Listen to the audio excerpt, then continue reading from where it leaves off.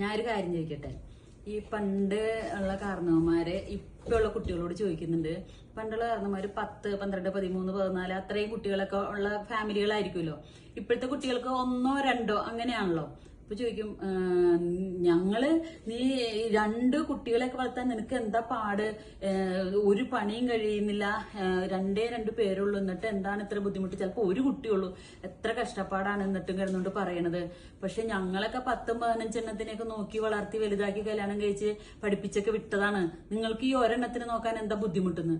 സത്യം പറയട്ടെ, ഈ 10, 12, 15 മക്കളൊക്കെ ഉണ്ടായെന്ന് പറഞ്ഞാലും സത്യത്തിൽ മൂത്ത കുട്ടി മുതൽ അതിന്റെ കഷ്ടപ്പാടാണ് അറിയണം. അമ്മയിൽ കൂടുതൽ അറിയുന്നത് മൂത്തതുങ്ങൾ, തൊട്ടടുത്തതുങ്ങൾ അങ്ങനെയാണ്.